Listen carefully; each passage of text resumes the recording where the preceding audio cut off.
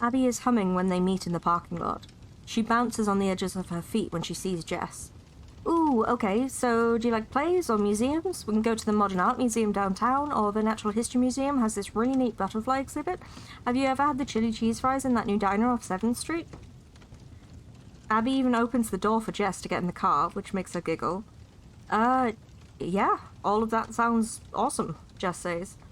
Actually, I've been wanting to go to this thing. Captain Orion is coming to town and she's giving a speech at the Andover Museum of Modern Art. There are a limited number of tickets, but I managed to get 2. Do you want to come with me? Captain Orion is going to be here? In this city? Yeah, it's awesome. It hasn't been announced publicly yet, only to those in the fan club, but when? All the warmth and excitement has gone out of Abby's tone, and Jess's heart sinks before she says, Friday night? Abby starts the car.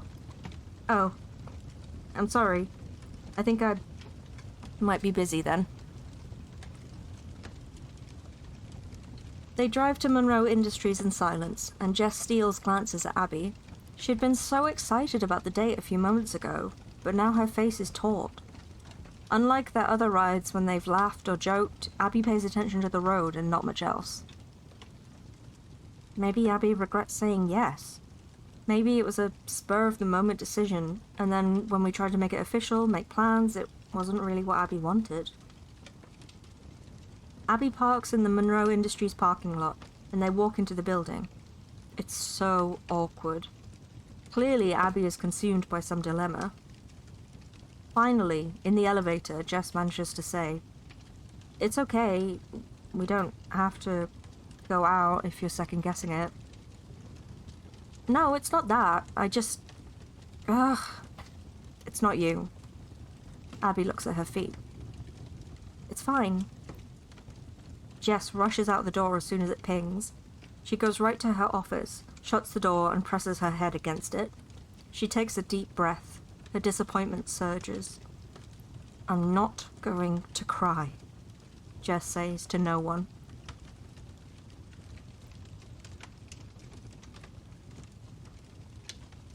People are rejected every day. Maybe having that little glimmer of hope was worse than if Abby just outright said no. Why didn't Abby just say no to begin with? Jess starts with the first item on her task list, instead of taking the usual few minutes to settle in and check messages. She hasn't seen Em yet, but that isn't unusual. Sometimes Em will come in and say hello, sometimes not. Jess enjoys their conversations, but she's not in the mood right now. She doesn't want anyone to see her.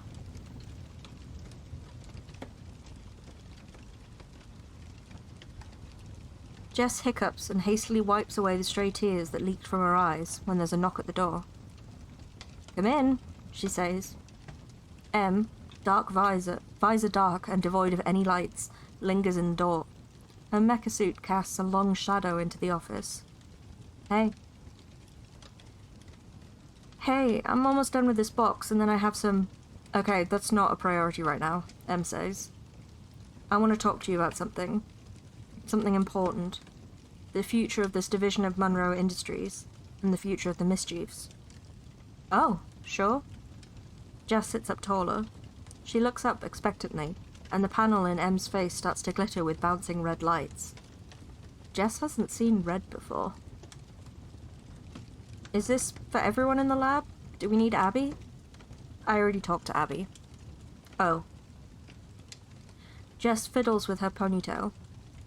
It would seem more efficient for their supervisor to tell both of them at once, but Abby probably doesn't want to see her right now. So, I've heard that Captain Orion is going to be in town this Friday, Em says. She steeples her fingers, and the metal's clinking echoes in the room. I have reason to believe that Orion's DED or Monrobot has important information that we need. I have developed a plan to commandeer one or both of these during this fan event. We're stealing Captain Orion's DED? Eyes widening, Jess leans forward. I think it's necessary. I know that you've expressed admiration for the superhero, and I certainly respect that. But I know she knows something, and if I don't try, I'll regret it forever. Please. Will you help? Jess is stricken by the emotion in M's voice, the desperate plea. She's never heard her sound like this. The electronic voice is different, much more human. Is it a voice modifier that M has to consciously control and sometimes forgets? Are we going to give it back? Jess asks. And why do we need it? I'm looking for someone. 2 someones. They went missing a while ago. And it's not something the Collective's police could help with. I just know that Orion knows something, and I need to find out what. The desktop projector next to Jess sparks. Hollows blink out of focus, as if there's interference in the signal, and M coughs. I'm sorry. I'm a bit on edge over this. It might be our last chance that, well, Master Mischief left specific instructions while they were gone, that Orion was likely to be involved, and if she was nearby, not that I should go steal it, but I just need to know.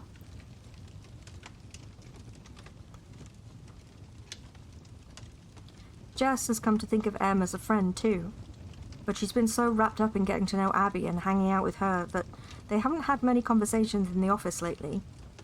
Jess feels guilty about that. And these missing people, they must be important to Em. But stealing? And looking through someone else's DED? Captain Orion's personal information? She can't do it. Sure, she thought signing up to work with Master Mischief was a fun act of rebellion, but Captain Orion is a hero. She's Jess's hero. Always has been. There's no way she could be involved with M's missing people. Jess thinks of the date that could have been. Abby would have teased her for knowing all the trivia, and they would get autographs and take photos with Captain Orion, and Captain Orion might smile and wink at Jess and recognize her from the article she's written for the fan club. And then Abby and Jess would have wandered through the museum, maybe holding hands, taking photos in front of all the exhibits, and had ice cream afterwards. I'm sorry, Jess shrinks backward. I just don't think I could do it. Captain Orion's a good person. I know it. Look, there's something going on. And you're just on the cusp of seeing it if you could only... Em throws up her hands. She gestures, and a hollow projection appears in her hands. Jess can't see a DED, but it must be part of the mecha suit. The projections flash, images and videos and articles, one after another. Proof of the changed history of Gravitas, the strange pattern of all the public fights broadcast on the news, and then just articles from smaller town news hollows all around the NAC. There's one from the Gazette that remarks on the lack of activity from the Mischiefs, then a report from Turner City that Plasma Man hasn't been seen in 5 months, and another brief mention from Redwood County that Tree Frog hasn't got up to her usual hijinks. Yes, I see, but it doesn't mean Captain Orion is at the heart of it, Jess says. She takes a deep breath. She doesn't have the energy to figure it out. Can't she just wallow in her misery? I know that the Mischiefs were suspicious, but isn't that just like a hero-villain thing? Em's visor blinks red, once, then it's completely dark. A hero-villain thing, she says flatly. I thought you... Jess, I thought you were different. Em turns around and shuts the door. It clicks with a solemn finality, just as Jess says, Em! The apology dies on her lips as the door closes. Great. Her friend Em is upset, and Abby doesn't want to go on a date with her. Jess gets back to work. Jess is at her wit's end. She tries to focus on schoolwork, but didn't realize how intrinsic Abby was to her day-to-day school life until she suddenly isn't there. Every moment stands out to Jess, like the vivid colors of a hollow projection, constantly dancing in front of her. Abby is absent from the lunch table. She still sits with Jess during English, but there's barely a nod of acknowledgement. No more glances during class or shared smiles over Reinhardt's jokes. Abby doesn't ask Jess if she wants to work on their project, as they normally do on Thursdays. She isn't waiting outside Jess's 6th period when the day ends. Jess finds herself standing in the hallway, waits until she realizes Abby isn't coming, and then shakes herself and rushes to catch the bus home. She did more research on the missing villains that Em brought up. Her doubt grows as she finds even more. There aren't any specifics on any of the incidents, just a vagueness that Jess finds unsettling. Tree Frog, the colourful climbing villain whose signature move is to scale the redwoods in the Northern California region and hang ludicrous signs, hasn't put up a new sign in over 7 months. It is probably coincidence, right? Maybe the inactive ones aren't missing, they're in the Metahumans Correction Center. But there haven't been any reports of Tree Frog being captured, or even fighting with the local Redwood City hero. I don't know how you pronounce this, I'm sorry. Arette? Jess finishes her homework and finds a message from her dad that her parents are downtown for a meeting with the Associated League and to take care of dinner for her and Brendan. Brendan is in the middle of an experiment, but gladly shouts out his expensive and ridiculous request for food through the door. Jess refuses to drive all the way to Las Vegas to pick him up a steak, and they argue until compromising on an order of jambalaya from the Broussard restaurant. It's quiet today, so Jess just slides into an empty booth and waits for Bells. Just 2 orders of jambalaya to go, she says, slumping in the seat. Bells sits next to her. Thought you hung out with your girl on Thursdays. Not today, Jess says, laying her head on the table. Bells doesn't push, just throws an arm around her shoulders. After a moment, he blurts, "Do you want some cheesecake?" Dessert before dinner, Jess laughs. It's a small, mirthless sound. Sure. Bells comes back with a slice and 2 spoons, and they eat silently until Bells starts talking aimlessly about the gossip surrounding Vindicated 7. It's easy to relax with the sweet dessert and his comforting voice, and soon enough Jess sighs and places her spoon on the empty plate. I asked Abby out on a date yesterday. Bells nods, his spoon in his mouth. Good job. Knew you could do it. She said yes, but then she freaked out once we started making plans. Jess buries her face in her hands. Bells licks his spoon. Well, we're out of cheesecake, but I'm sure I could find you some pie. Thanks, Bells. The hug is a lifeline, and Jess clings to it, breathing in the spicy scent of Bells' cologne. That's not the only thing bothering me, she says when they let go. I don't even know how to say it. I signed a non-disclosure agreement. For work? Yeah. My co-worker asked for help on this project, and I couldn't... I mean, it's technically stealing? Oh, like corporate espionage? Bells quirks his eyebrows. I mean, picking the teenage intern to do it is genius, by the way. No one would think to look at the kid, right? Is it Hail Tech? Oh right, you can't tell me. Blink once if you're sneaking into Hail Tech. Blink twice if you're going for... Jess huffs and bumps Bells in the shoulder. Well, sometimes the wrong action for the right reason can be right, Bells says. His eyes are glassy, and it seems as if he's quoting someone. What's that from? Some vintage superhero movie you haven't watched yet? Bells, you holding out on me?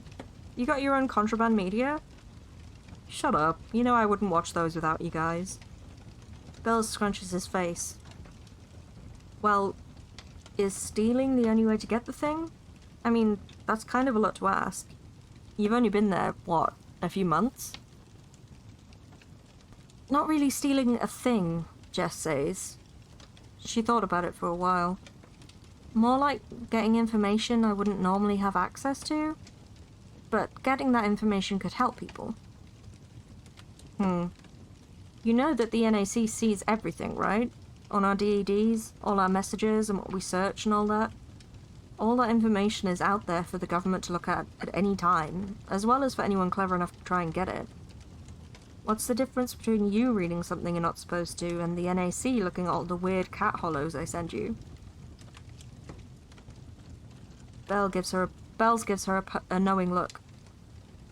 Look, is it like a personal secret? No, I think it's company stuff. So, there's a big difference. It's not like if I told you... Told me what? Jess turns to eye Bells. He coughs, wheezes, and practically falls out of the booth. Nothing. I don't know anything. I see your food is ready. Jess sits at the table, dumbfounded. When Belle's older brother brings her the jambalaya, he just shrugs and says Belle's had to go. School stuff, something like that. Everyone is acting strange. Of course. That kind of week. Jess has been looking forward to this event for a month, and on the day she can barely muster excitement. She'd gotten the 2 tickets a while ago in the hope that she could work up the courage to ask Abby out. Well, she did, and that worked out so well. It's last minute, so Bells wasn't able to get out of his Friday shift, and Emma's cousins are in town again, so she can't make it either. So when the bell rings after her last class, she walks down the block to wait for the downtown city bus by herself. Jess makes it to the Andover Museum of Modern Art with a few minutes to spare. There's a huge poster swathing the wall that shows Captain Orion in a flight with a span of glimmering stars behind her and the constellation she's named for. Jess waits, watching the security guard check the people ahead of her in line. She pulls at her shirt collar. The man ahead of her has to give up his water bottle. No foreign liquids in the museum, apparently. Finally, it's Jess's turn. A guard at the museum simply scans her DED and waves her on in. Jess joins the group in the Lieutenant Orion exhibit, featuring the new display of Captain Orion's latest adventures in New Bright City. A whole section of the exhibit is dedicated to Captain Orion, with new art that the museum is auctioning off today. Elizabeth and Denise are here too. Jess nods at them, earning a nod back from Denise. She and Elizabeth whisper to each other and giggle. Another time, Jess might have tried hard to ignore them, and then been laughed at. But today, she just doesn't care. She picks a seat in the back of the exhibit hall, and Jess's hands find her way to her pocket and toy with a frayed bit of thread. She gulps when she counts 4 armed security guards. Is Em still going through with her plan? How would she get access to Orion's personal DED? Orion doesn't wear it often. It clashes with her outfit. The device is probably on a charging dock somewhere. Jess shakes off all the ideas about Em and her plans and tries to focus on having fun. She's about to see her hero in person for the first time. A curtain behind the stage suggests Captain Orion will appear from behind it, but she flies in through an open window, with her cape flapping behind her. After landing, she stands tall as the audience erupts in applause. Captain Orion dominates the stage, in full regalia, blue and silver bodysuit, shining blonde hair. Her blue eyes gleam at the audience. Unlike most superheroes, Orion doesn't wear a mask. She was raised in the public eye, and long since stopped using her name, preferring to be called only by her superhero title. She looks stunning, and a bit smaller in person. A month ago, Jess would have been thrilled to be in the same room with Captain Orion, let alone have the chance to get an actual autograph, not a stamped one. Orion is amazing, and the years of loving her adventures and collecting her comic books yield a sense of awe at seeing her hero in person. She still likes the captain, but she's gone from full-blown obsession to just mild interest. Jess thinks about Gravitas and the countless other strange things she's discovered. About the villains disappearing all over the country. About where Andover's own 2 villains are. The Mischiefs aren't on an extended vacation either. There is something else at work here. Well, hello, my nearest and dearest fans, Captain Orion says, her voice bright and syrupy. She sounds exactly like she does in her commercials. Every sweet inflection is the same. Even the little quirk in her smile that Jess used to swoon over looks as if Jess is watching a recorded holovid. Orion stands with her hands on her hips, poised for battle. Somewhere in the orchestra pit there must be a person with a fan, because Orion's hair flutters spectacularly, just like in her commercial for Orion-approved volumizer. She waves, and the people in the audience cheer, scream, and shout praise. Everyone loves Orion. Tickets to any of her events are almost impossible to get. Jess has been on the waitlist for this event for months. She had to trade her limited first edition Captain Orion comic to one of the forum moderators to get tickets. Orion waves off stage, pointing at her microphone with a harried expression. A stagehand tries to raise it to her height and fails, staring at her in awe. The microphone falls and he blushes and fixes it. Orion waves him off and he bows awkwardly, apologizing profusely. Thank you for coming here today.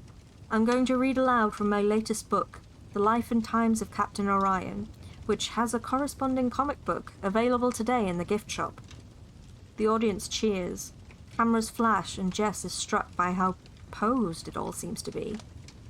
Live, Orion seems as though she's acting out of a script, as she carefully turns left and right to face the audience. "Marry me, Captain!" a woman yells from the front row. "Captain, Captain, are we safe from Cold Front?" a man yells. Captain Orion clutches her hand to her chest with an affected sigh. "I can assure you that Cold Front is in a maximum security metahumans correction center, secured by the Special Forces of the North American Collective. You and the general public are safe." She ducks her head in a little bow. "Is he okay, though?" Denise asks, surprising Jess. "I mean, you, lightninged him in the chest." Orion frowns. It's the first expression that isn't carefully composed. "Of course," she says, a little too brightly. "What about Tree Frog?" Jess asks, not bothering to raise her hand. "Tree Frog is also in corrections," Orion says. She narrows her eyes at Jess and tusks in annoyance. "Now, does anyone else have a question that could be answered on the League's official holo, or can I get on with the program?" The audience laughs, and a few people turn around to titter at Jess. Jess might have been bothered by how rude Orion was, but she's too focused on the fact that Orion said Tree Frog was in corrections. There's no record of Tree Frog ever being captured after a fight. The last time she was in the media, she was atop one of her signs aloft in the trees, laughing at Arette. Shock pours over Jess, and she hears M's voice in that sad tone asking for help. "Now, are you ready?" Captain Orion smirks and tosses her hair. Orion only gets as far as "I was born in," when the nearest window shatters with a small burst of energy. Jess recognizes electronic pulses from M's mecha suit. M flies into the exhibit hall and stands tall on the stage. Maybe it's because Jess knows M now, but though she's found the colours laughable on the mischief, she finds the contrast between M's darker colours and the overly saturated brights of Orion's suits visually compelling. "You?" Captain Orion gasps. Her book clatters to the floor. She adopts a fighting stance. "You escaped? How?" M's voice modulator drops to a low pitch that's reminiscent of Master Mischief, and then M seizes a large canvas painting of Orion and flies out the window, cackling. A man in a suit rushes forward, whispers in Orion's ear, and hands her a metal bottle. She takes a long drink, wipes her mouth, and then gets into a ready position. "You won't get away with this," she says, flipping her hair. Her teeth sparkle. Someone yells, "Go get him, Cap!" Orion flies out the window. Her cape flaps heroically behind her. The audience whispers, and then everyone goes up to look with their DEDs raised high to snap pictures. The guards stand their ground. Jess sneaks out the back. She can still help. Adrenaline rushing through her, Jess starts down the hallway. On impulse, she spins about and heads in the other direction. She rounds the corner and spots a Monrobot. It goes forward and then hovers, shakes and spins. Heads in another direction, like whoever is directing it is distracted. Hey! Hey! Jess whispers, looking left and right. This area is devoid of security guards. Most of them are at the exhibit hall protecting the art. She tries to be as quiet as she can, rushing over to the Monrobot. Hey, are you here with M? It cheeps at her and lights up as it scans her face. Jessica Tran, Experimental Division's intern. Yes, come on. Can you open up a comlink to M? Jess grabs it and shakes it. Her fingers tremble as the Monrobot processes the request. A crackle of static bursts, and there's a searing sound of energy crackling. M, it's Jess. Let me know how I can help. Jess hopes she can be heard over the firefight. Jess? Jess thinks her heart might explode. M's voice is so full of hope. Another piercing noise. M must be dodging Orion's lightning blasts. Okay, I'm keeping Orion busy, but I don't know where her DED is, and I can't direct Jill's at the same time.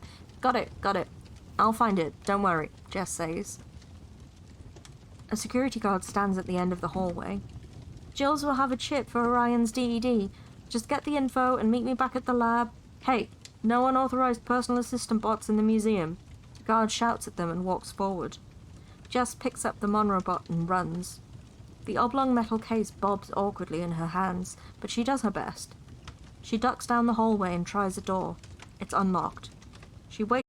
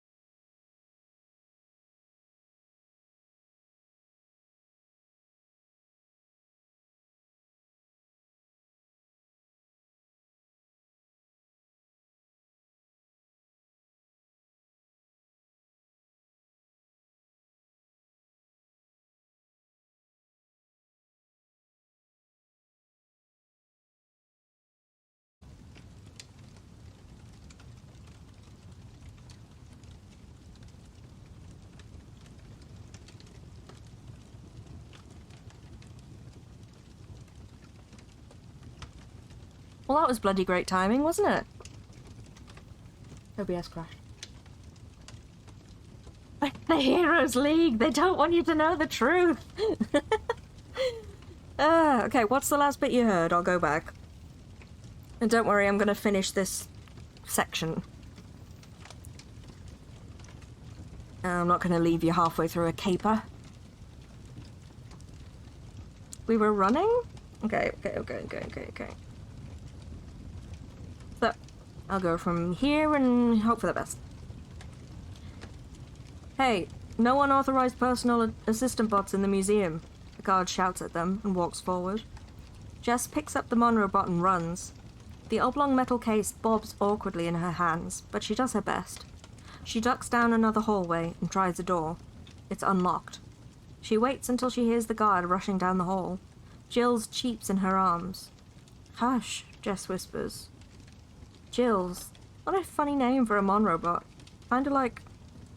She doesn't have time to finish the thought. She has to find Orion's DED. The hallway is silent, and Jess ventures out. The staging area must be here somewhere. There are a bunch of offices and labs for the museum staff.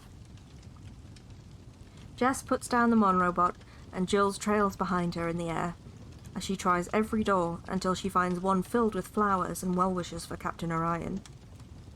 Orion doesn't have many personal things, but there's a little work area with some letters from the museum and a desktop projector with a DED charging in the dock.